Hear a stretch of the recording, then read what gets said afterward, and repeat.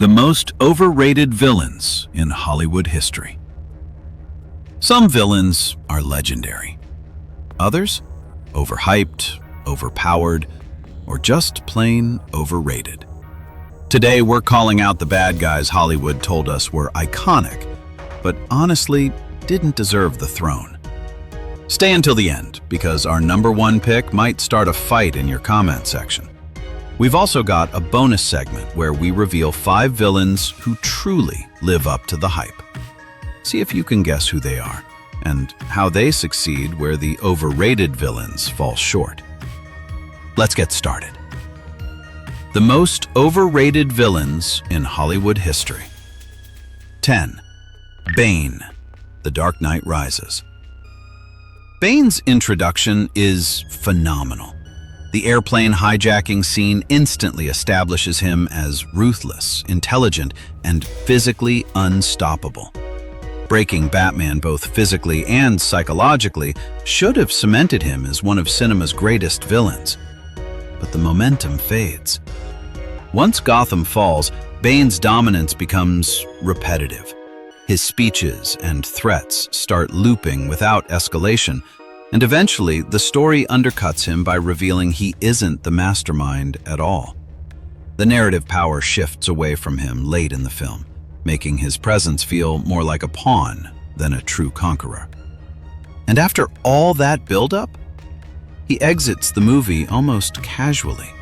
A villain introduced as unstoppable shouldn't vanish so easily. 9. Hannibal Lecter, post the Silence of the Lambs appearances. In his original film appearance, Lecter is terrifying because he barely moves. His intelligence and calm menace dominate every scene.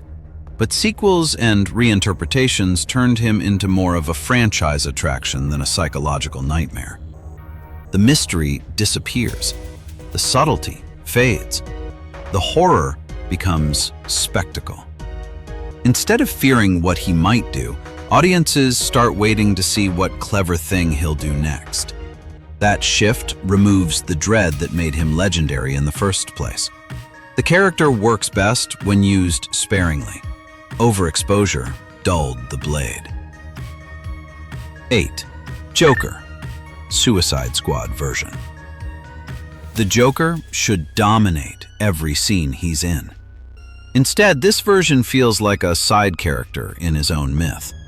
He appears in bursts that feel disconnected from the main story, and his relationship subplot overshadows any real sense of danger. He looks flashy, but menace is missing. The Joker is supposed to feel unpredictable and terrifying, not like a crime boss cameo. The character feels marketed rather than written, leaving audiences remembering the style more than substance. 7. Darth Maul. Few villains have ever looked cooler on arrival. The face paint, the silent presence, and that double-bladed lightsaber instantly made him iconic. But story-wise, he barely speaks, barely influences events, and disappears almost as quickly as he arrives. His popularity largely comes from visual design and a single incredible duel. He feels more like a boss battle than a character. Later expanded stories added depth, but in his original film appearance, he's more aesthetic than antagonist.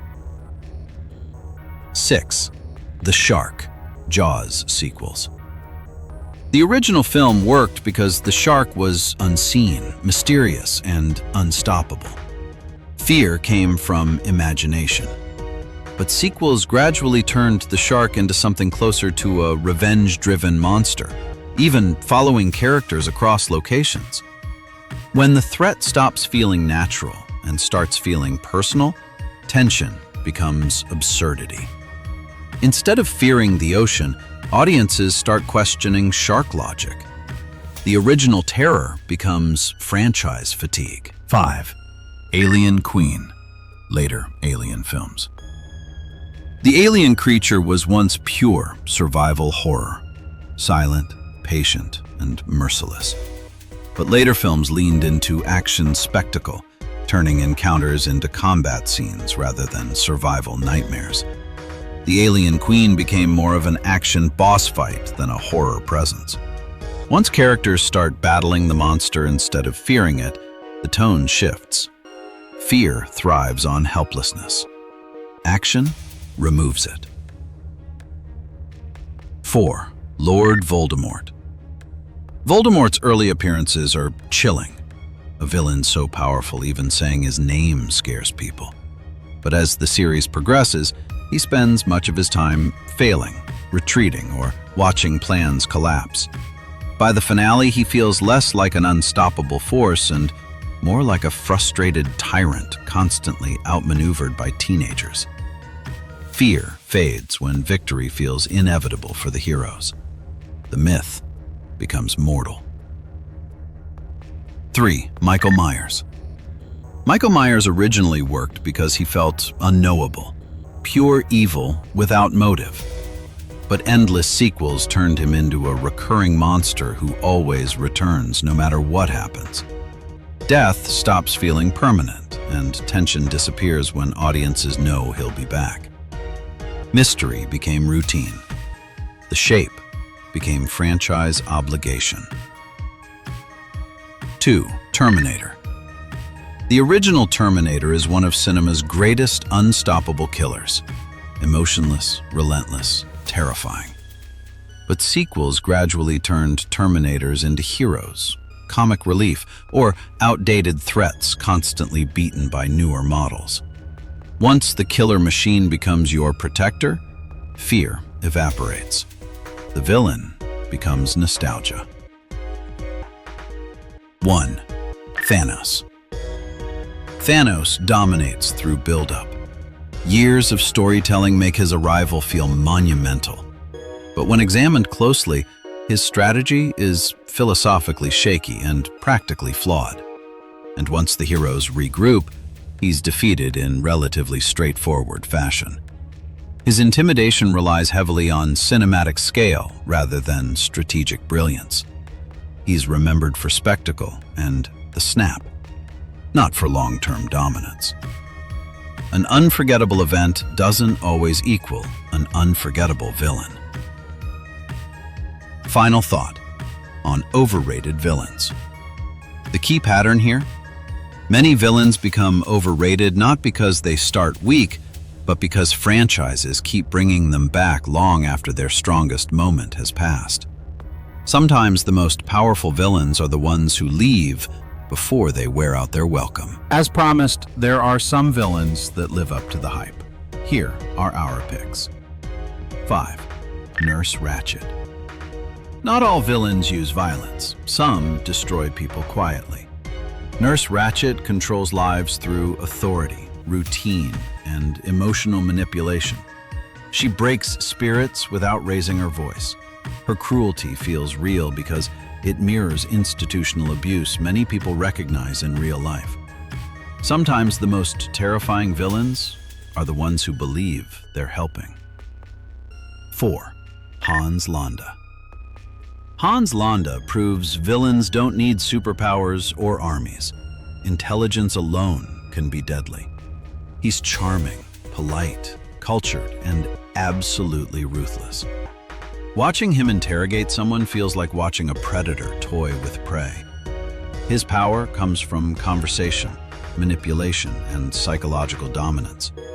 He steals every scene because you never know when the smile will disappear.